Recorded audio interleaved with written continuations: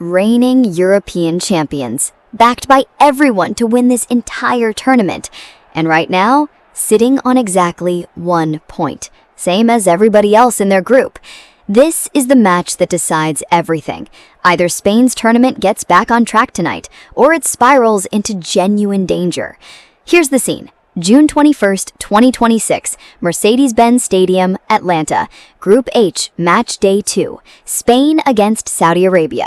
And the story walking into this game is not the one anyone wrote in pre-season. Spain were held to a shock 0-0 draw by tournament debutantes Cape Verde, dominating the ball, creating chance after chance, and walking away with nothing. Saudi Arabia, meanwhile, actually led two-time champions Uruguay before being pegged back to a 1-1 draw. The result? All four teams in Group H, level. 1 point each, nobody separated, everybody nervous. On paper, this still looks one-sided. Spain qualified with 5 wins from 6 games, 21 goals scored along the way. Saudi Arabia haven't escaped a World Cup group stage since 1994. Their last 2 tournaments both ended early.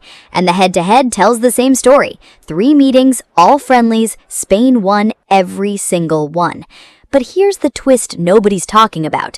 None of that history matters tonight. This is the first time these two nations have ever met at a World Cup. Friendlies mean nothing when a knockout spot is on the line.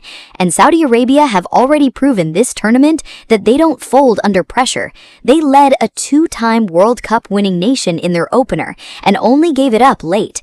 There's one name that should worry Spain more than anything else on that Saudi team: Salem Aldasari, the same player who scored the winning goal against Lionel Messi's Argentina at the 2022 World Cup, arguably the single biggest upset goal of that entire tournament.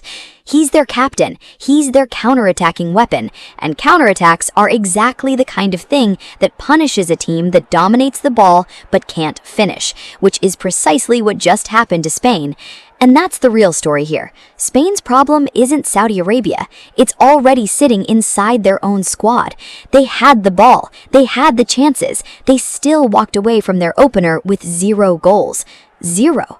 Whether Lamine Yamal is even fit enough to start is still up in the air, fresh off a hamstring injury, and head coach Luis de la Fuente still deciding whether to risk him for 90 minutes.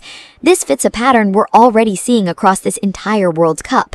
Favorites cruising on paper, then discovering the gap to the so-called smaller nations isn't what the history books promised.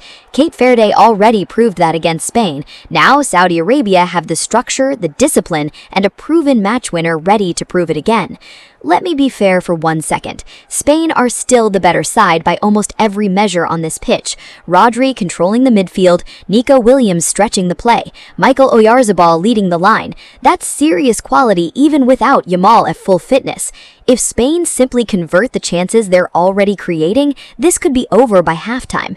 But flip it around. Picture it from Saudi Arabia's side. Goalkeeper Mohamed Alouais, himself a fitness doubt, already showed against Uruguay that a deep, disciplined block can frustrate a far superior attack for long stretches. Mohamed Kano, 70-plus caps, anchors that shape behind him. They're not here hoping for a miracle. They're here because they've already shown the world it's possible. So what does this match actually tell us before a single ball is kicked? Win this and the pressure lifts completely heading into the final group game. Draw it, or worse, and a team built to win the entire tournament finds itself fighting just to survive the group stage. So tell me, does Spain finally click into gear tonight, or is Saudi Arabia about to cause the biggest shock of this World Cup so far? Drop your prediction below before kickoff. I want to see who called it right. Subscribe so you don't miss the result breakdown the second that final whistle goes. Football at this scale is never just a tournament, it's a countdown. And right now, for Spain, the clock is ticking faster than they'd like.